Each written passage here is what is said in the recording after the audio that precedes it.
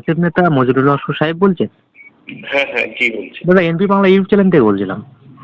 হ্যাঁ বলুন সাহেব, আসসালামু আলাইকুম। ওয়ালাইকুম আসসালাম। দাদা একটা ভিডিও দেখলাম সোশ্যাল মিডিয়ায়, আপনি তো একজন ডায়মন্ড হারবারের আইএসএফ এর প্রার্থী। হুম হুম। দেখলাম ডায়মন্ড হারবারের যিনি এমপি অভিষেক ব্যানার্জি, যাকে বলা হয় যুবরাজ, তিনি বাংলাদেশের বিষয় নিয়ে কোনো কথা বললেন না। সাংবাদিকদের প্রশ্ন তিনি এড়িয়ে গেলেন। এটা কেন্দ্র সরকারের বিষয়, এমনটাই বললেন আহ, অভিষেক ব্যানার্জি। এই বিষয়ে আপনার মতামত কি? এ বিষয়ে আমার একটাই মতামত যে দেখুন, আমাদের ভারতীয় সংবিধানের 7ম তফসিলিতে কেন্দ্রের বিষয়, রাজ্যের বিষয় এবং যৌথ বিষয় লেখা রয়েছে। এবার আমি সম্মানীয় এমপি অভিষেক ব্যানার্জিকে জানতে চাই, উনি রাজ্যের প্রতিনিধি না কেন্দ্রের প্রতিনিধি? উনি তো এমপি মানে কেন্দ্রের প্রতিনিধি, কেন্দ্রীয় বিষয়ে উনি মতামত দেবে।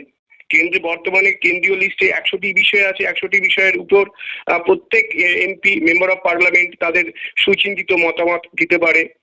যেখানে রাজ্যের একজন বিধায়ক শুভেন্দু অধিকারী সে পরিষ্কার ভাবে বলছে, মানে একটা উত্তেজনামূলক কথা বলে যাচ্ছে, রাহুল গান্ধী কথা বলছে, আর অভিষেক ব্যানার্জি নিজে বলছে এটা কেন্দ্রের বিষয়। মানে উনি একটা নাবালক, বাংলার রাজনীতিতে নাবালক। কারণ ভারতের রাজনীতি দিনের পর দিন আরো কমপ্লেক্স হয়ে যাচ্ছে, সেই জায়গায় তিনি পেরে উঠছে না, মানে ঠাঁই পাচ্ছে না অ্যাকচুয়ালি, যার ফলে তিনি বুদ্ধিমত্তার সাথে এড়িয়ে যাচ্ছেন। কারণ উনি ওনার প্রতিটা এমপির দায়িত্ব আছে কেন্দ্রীয় বিষয়ে সুচিন্তিত মতামত দেওয়া।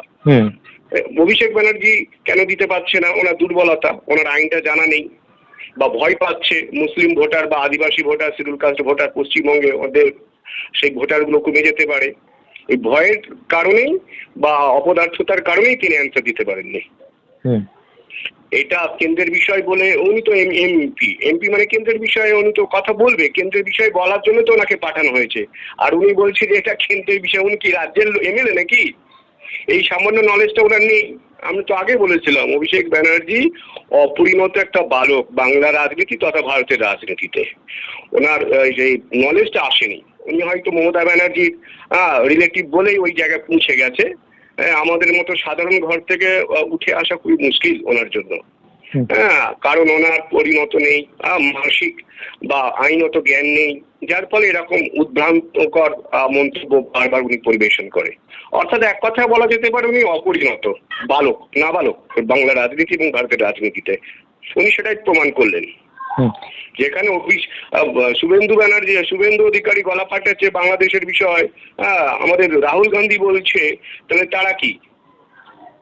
এটা বাংলার মানুষের পরিষ্কার জানা উচিত যে অভিষেক ব্যানার্জি পেরে উঠছে না, এটা নাবালক। ওনার মমতা ব্যানার্জি, সম্মানীয় মমতা ব্যানার্জি রিলেটিভ বলে ওই জায়গায় পৌঁছে গেছে। ওনার সেই আইনি কোনো নলেজ বা কনফিডেন্স নাই ভারতের রাজনীতিতে।